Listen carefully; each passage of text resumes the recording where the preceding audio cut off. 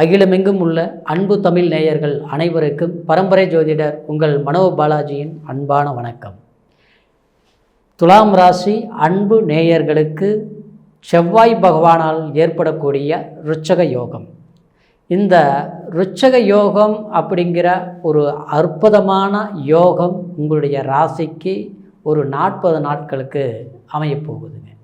இந்த அருமையான காலகட்டம் துலாம் ராசி நேயர்களுக்கு ஒரு சாதகமான முறையில் நீங்கள் பயன்படுத்தினீங்கன்னா உங்களுடைய வாழ்வாதாரம் எந்த அளவுக்கு ஒரு வளர்ச்சியை கொடுக்கும் அப்படிங்கிறது உங்களுக்கே ஒரு ஆச்சரியத்தை கொடுக்கக்கூடிய ஒரு நிலை நிச்சயமாக ஏற்படும். ஏன்னா கடந்த காலங்களில் துலாம் ராசி நேயர்கள் அப்படின்னா நீங்கள் ஒரு நல்லவர், ஒரு அன்பானவர்கள், அதே நேரத்தில் பாசத்துக்கு நல்லா கட்டுப்பட்டு நடக்கக்கூடியவங்க, சுக்கிரன் அடுத்தவங்களுக்கு முன்னால் கௌரவமாக வாழணும்னு நினைக்கக்கூடியவங்க, தான் கஷ்டப்பட்டாலும் அடுத்தவங்களுக்கு கஷ்டம் கொடுக்கக்கூடாது அப்படின்னு நினச்சி வாழ்ந்துட்டு இருக்கக்கூடியவங்க தான் துலாம் ராசினியர்கள். ஆனால் ஒரு இந்த நல்ல நிலையில் இருந்தாலும் கடந்த காலம் நவகிரகங்கள் இந்த மாற்றங்களால் உங்களுக்கு சில ஏமாற்றங்கள் நிச்சயமாக ஏற்பட்டிருக்கும். இந்த நிலையிலிருந்து எப்போ நம்ம மீண்டு வருவோம், வளர்ச்சி அடைவோம், அதே மாதிரி நம்மளுடைய வாழ்க்கையில் சாதித்து ஜெயிச்சு உட்காரணும் அப்படிங்கிற ஒரு ஆர்வத்தோடு இருக்கக்கூடிய உங்களுக்கு அது ஒரு வளர்ச்சி இல்லாமல் தான் போயிட்டு இருந்தது. ஏன்னா உங்களுடைய ராசியிலேயே கேது பகவான் 1.5 வருட காலம் சஞ்சரிச்சிருந்தது. 7ஆம் இடத்தில் ராகு.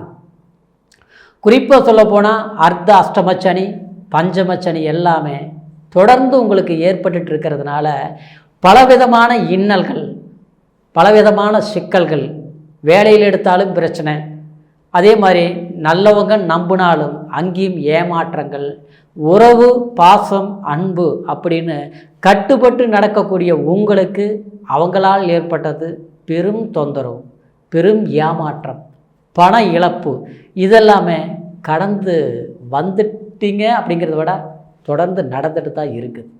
இந்த நிலையில் தான் உங்களுக்கு இந்த செவ்வாய் பகவானால் ருச்சக யோகம் அப்படிங்கிற ஒரு நிலை உங்களுக்கு எந்த அளவுக்கு ஒரு வளர்ச்சியை கொடுக்குது அப்படிங்கிறத பற்றி தாங்க இப்போ இந்த பதிவில் பார்க்க போகிறோம்.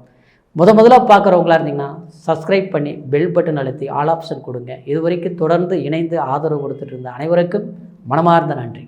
இப்போது துலாம் ராசி நேயர்களுக்கு இந்த தனுசு ராசியில் இருக்கக்கூடிய செவ்வாய் பகவான், உங்களுடைய ராசிக்கு 3ஆம் இடத்தில் இருக்கக்கூடிய செவ்வாய் பகவான் இப்போது இந்த 2024 பிப்ரவரி மாதம் 6ஆம் தேதி முதல் மார்ச் மாதம் 15ஆம் தேதி வரைக்கும் மகரத்தில் போய் உச்சநிலை அடையுதுங்க. இந்த உச்சநிலை தான் ருச்சக யோகம்.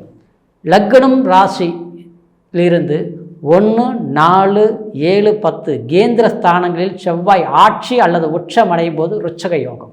அது எவ்வளோ பெரிய பாக்கியம் தெரியுங்களா? அதாவது அந்த ருச்சக யோகம் ஒருத்தருடைய ஜாதகத்தில் மட்டும் இருந்துருச்சுன்னா அவங்க கண்டிப்பாக அவங்க ஒரு பெரும் செல்வந்தர்களாக வருவாங்க. ஏன்னா பூமிக்கு காரகன் செவ்வாய் பகவான், வீட்டுக்கு காரகன் செவ்வாய் பகவான், ஆயுதம், அதே மாதிரி ஒரு மிலிட்ரி, ஒரு இராணுவத்துறையில் வேலை செய்யணும்னாலும் செவ்வாய் அவங்களுடைய ஜாதகத்தில் நல்ல நிலையில் இருக்கணும். அதே மாதிரி ஒரு காவல்துறையில் சீருடை சம்மந்தப்பட்ட டிபார்ட்மெண்ட்டில் வேலை செய்யணும்னாலும் அதாவது செவ்வாய் பகவான் நல்ல நிலையில் இருக்கணும். அதே மாதிரி ஒருத்தர் இடம் வாங்கணும்னாலும் செவ்வாய் நல்ல நிலையில் இருக்கணும். ஒரு வீடு கட்டணும்னாலும் செவ்வாய் நல்ல நிலையில் இருக்கணும். வீரியம், தைரியம், கோபம், சகோதரத்தன்மை, அதாவது ஆயுதம் ஏந்திய ஆப்ரேஷன், டாக்டர், மெடிக்கல் ஷாப், இது எல்லாத்துக்குமே ஒரு மேன்மை அடையணும். அந்த டிபார்ட்மெண்ட்டில் வேலை செய்யணும்னா செவ்வாய் பகவான் நல்ல நிலையில் இருக்கணும். ஆனால் அந்த காரகத்துவத்துக்கு எல்லாம் சொந்தக்காரர் செவ்வாய் பகவான். அந்த காரகாதிபதி உங்களுடைய ராசிக்கு 2ஆம் அதிபதி, 7ஆம் அதிபதி 4ஆம் இடத்தில் உச்சமடையும் போது உங்களுக்கு கண்டிப்பாக வெற்றி நிச்சயம் அப்படிங்கிற ஒரு ஸ்தானம் சொல்லலாம். ஏன்னா நீங்கள் பட்ட கஷ்டங்களுக்கும், பட்ட துன்பங்களுக்கும், பட்ட வேதனைக்கும் இது ஒரு வளர்ச்சியை கொடுக்கக்கூடிய ஒரு காலகட்டமாக தான் எடுத்துக்கக்கூடிய ஒரு நிலை இருக்குதுங்க. அதே சமயம் வேலையில் தடுமாற்றங்கள், நீங்கள் கடந்த காலத்தில் பார்த்தோம்னா எந்த இடத்துல போய் வேலை செஞ்சாலும் அந்த இடத்துல ஒரு பிரச்சனை, அருமையாக வேலை செய்வீங்க, விட்டு கொடுத்து வேலை செய்வீங்க. அடுத்து உங்களுடைய வேலையை பிடிங்கி நான் செஞ்சு கொடுக்குறேன், நீங்கள் வந்து உதவிங்கிற பேரில் நீங்கள் வேலை செய்வீங்க. ஆனால் எல்லாம் செய்தாலும் நல்ல பேர் இல்லை. ஒருத்தருக்கு ரொம்ப நாளாக நீங்கள் உதவி செஞ்சுருப்பீங்க, அவங்களுடைய கஷ்டத்துக்கு போய் நின்று இருப்பீங்க, நல்லா பரவாயில்ல அப்படின்னு சொன்னாலும் பரவாயில்ல, ஆனால் உங்களை சிக்க வச்சுருப்பாங்க. ஒரு பண விஷயத்திலேயோ அல்லது வந்து மனசை கஷ்டப்படுத்தி காயப்படுத்தக்கூடிய ஒரு நிலையிலையோ அடுத்தவங்களால் ஒரு துன்பங்கள் உங்களுக்கு ஏற்படக்கூடிய ஒரு நிலைகள் வந்திருக்கும். மென்மேலும் குறிப்பாக சொல்ல போனோம்னா உங்களுக்கு பணம் சார்ந்த விஷயத்தில் பொருளாதாரம் நெருக்கடிகள் ஏற்பட்டிருக்கும். அந்த நெருக்கடி எப்போ தீரும், எப்போ குறையும்? ஒரு விதத்தில் பார்த்தா வேலை வாய்ப்புகள் சம்மந்தப்பட்ட விதத்தில் ஏதோ ஒரு நெருக்கடிகள் ஏற்பட்டுகிட்டே இருக்குது. பணம் எவ்வளோ வந்தாலும் பத்தாததுக்கு கடன் வாங்கக்கூடிய ஒரு சூழ்நிலை. அதே மாதிரி ஒரு பாவம் கஷ்டம் அப்படின்னா அடுத்தவங்க வந்து ஒரு உதவி கேட்குறாங்கன்னா உங்களை பொறுத்த வரைக்கும் வச்சுக்கிட்டு இல்லை சொல்லவே மாட்டீங்க. ஏன்னா உங்களுடைய ராசிநாதன் சுக்கிர பகவான்ங்கிறது உங்கள் நீங்கள் வறுமையிலேயே இருந்தாலும் கம்பீரமாக இருப்பீங்க, கௌரவமாக இருப்பீங்க. நீங்கள் ஒரு சமுதாயத்தில் நடந்து போனால் கூட அவருக்கு என்ன நல்லா இருக்கிறார் அப்படிங்கிற சொல்லக்கூடிய நிலையில் தான் நீங்கள் இருப்பீங்க. ஆனால் அப்படி ஒரு நிலையில் இருந்து அடுத்தவங்க ஒரு உதவின்னு கேட்கும்போது வச்சுக்கிட்டு நீங்கள் இல்லைன்னு சொல்ல மாட்டீங்க. சில நேரத்தில் பார்த்தோம்னா உங்கள்கிட்ட இல்லைனாலும் கூட ஐயோ ஆபத்துன்னு கேட்குறாங்க, கஷ்டம்னு கேட்குறாங்க, நம்மக்கிட்ட இல்லை இன்னொருத்தர்கிட்ட வாங்கியாவது கொடுக்கலாம் அப்படின்ட்டு நீங்கள் உதவி பண்ணுவீங்க. கடைசியில் வாங்கிட்டு போனவங்க திருப்பி கொடுக்க மாட்டாங்க. அதனால் நீங்கள் வாங்கின பக்கம் என்ன சொல்கிறது, எப்படி பேசுகிறது, நம்ம எப்படி கொடுக்கறது அப்படிங்கிற ஒரு தடுமாற்றங்கள் இது எல்லாமே உங்களுக்கு ஏற்பட்டிருக்கும். இந்த நிலையிலிருந்து அதாவது கொடுத்தது வருமா, நம்ம வாங்கிறத கட்ட முடியுமா அப்படிங்கிற ஒரு இது. அதே மாதிரி உங்களுடைய ராசிக்கு 10ஆம் ஸ்தானத்தில் சந்திரன் அப்படின்னா நீங்கள் வந்து ஒரு கௌரவமான தொழில்கள் நீங்கள் பண்ணுவீங்க ஆச்சுங்களா. ஒரு 10 பேர் வச்சு வேலை செய்கிறது, ஒரு 50 பேர் வச்சு வேலை செய்கிறது, 500 பேர் வச்சு வேலை செய்கிறது, பெரிய ஒரு நிர்வாக திறமை உங்கள்கிட்ட இருக்கும். அந்த நிர்வாக திறமையோடு நீங்கள் செயல்படுத்த உங்களுக்கு எப்படின்னா நீங்கள் வந்து ஒன்று சொந்தமாக தொழில் பண்ணுவீங்க, இல்லையா ஒரு ப்ரைவேட் சம்மந்தப்பட்ட வேலையை தொழிலே கூட ஒரு ஃபேக்ட்ரிலேயே வேலை செஞ்சாலும், ஒரு ஐடி துறையிலேயே வேலை செஞ்சாலும், ஒரு அரசாங்கத்துறையிலேயே வேலை செஞ்சாலும் நீங்கள் ஒரு அடுத்தவங்களை ஒரு வழி நடத்தக்கூடியவங்களாக இருப்பீங்க. உங்கள் வேலையிலையும் கரெக்டாக இருப்பீங்க, அடுத்தவங்களுக்கு அதாவது ஆளுமை தன்மைப்படுத்தக்கூடிய ஒரு நிலை உங்கள்கிட்ட இருக்கும். ஆனால் அப்படியேப்பட்ட ஒரு நிலையில் இருந்து நம்ம நல்லபடியாக வேலைகள் நம்ம கரெக்டான முறையில் உங்களுடைய வேலையை நீங்கள் கரெக்டாக செஞ்சுட்டு வந்தாலும் அங்கே குறைகள் ஏற்படும். அடுத்தவங்க யாராவது ஒருத்தர் செய்யக்கூற ஒரு குறை உங்களை அது பாதிக்கப்பட வைக்கும். அதனால் அடுத்தவங்க செய்த தவறுகளுக்கு நாம் ஒரு அதாவது ஒரு குற்றத்தை ஏற்றக்கூடிய ஒரு நிலை. அதனால் ஒரு பேருக்கு ஒரு களங்கம் இல்லையோ, வேலையில் வந்து இந்த வேலையே வந்து நமக்கு இந்த இடத்துல வேலை செய்ய முடியுமா அப்படிங்கிற ஒரு நிலை, இது எல்லாமே கடந்த காலத்தில் நீங்கள் சந்திச்சிருப்பீங்க.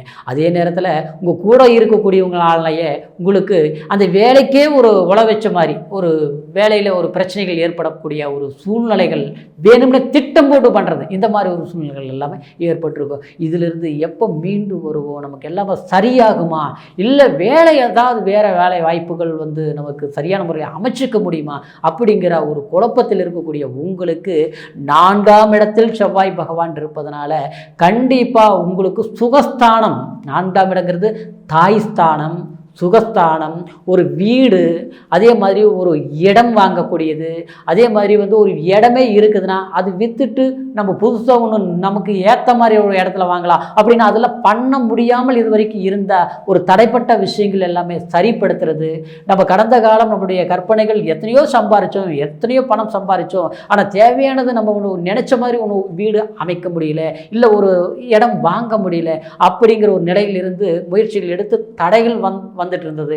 அந்த நிலையிலிருந்து இப்போ நம்ம ஒன்று உருவாக்கலாம், பண்ணலாம் அப்படின்னா பண்ண முடியாமலே போயிடுச்சு, நம்மளால ஒன்று பண்ண முடியாதா அப்படிங்கிற ஒரு ஏக்கத்தை கொடுத்து இருந்த கூடிய ஒரு காலகட்டத்தில் இருந்து இன்னைக்கு நாம் இது பண்ணுவோம் அப்படிங்கிற ஒரு தைரியத்தை கொடுத்து ஒரு வீடு கட்டுறது, இதெல்லாமே இப்போ செய்யக்கூடிய ஒரு காலகட்டமாக இருக்குதுங்க. அதே மாதிரி உங்களுக்கு பழைய ஒரு வீடே இருக்குது, கொஞ்சம் கட்டி பண்ணுங்க, ஒரு பாதி முக்கால்வாசி வந்தது, அதுக்கு மேலே கட்ட முடியல, பணம் இருந்தால் வேலை செய்ய முடியல, வேலை ஆரம்பித்தாலே ஏதோ ஒரு விதத்தில் பிரேக் ஆகிடுது, தடையாயிருது, முழுசாக கட்டி முடிக்க முடியல அப்படிங்கிற ஒரு நிலையெல்லாம் சில பேருக்கு ஏற்பட்டிருக்கும். அந்த மாதிரி பிரச்சனைகள் எல்லாமே கண்டிப்பாக இந்த நேரத்தில் நீங்கள் முயற்சிகள் எடுத்திங்கன்னா கண்டிப்பாக வளர்ச்சிங்கிறது அற்புதமாக இருக்கும். அதே மாதிரி சில பேருக்கு பார்த்தோம்னா திருமணம் ஆகாத பிரச்சனைகள், திருமணம் தடை, 30 வயசாச்சு, 32 ஆச்சு, 33 ஆச்சு, எல்லா பொண்ணும் பார்த்தோம், எல்லாம் நெருங்கி வந்தது, கடைசி நேரத்தில் தடையாகி போச்சுங்க, பண்ண முடியல அப்படிங்கிறவங்களுக்கு கண்டிப்பாக இந்த திருமணம் சார்ந்த விஷயங்கள். ஏன்னா செவ்வாய் பகவான் 4ஆம் பார்வையாக 7ஆம் இடத்தை பார்க்குது, அந்த இடத்துல குரு பகவான் இப்போ உங்களுக்கு இருக்குது. அப்போ இந்த குரு பகவான் இருப்பதனால, செவ்வாய் 4ஆம் பார்வை உச்ச நிலையில் இருப்பதனால கண்டிப்பாக உங்களுக்கு திருமணம் சார்ந்த விஷயத்தில் முயற்சிகள் எடுத்திங்கன்னா திருமண பாகியம் கைகூடி வரும்.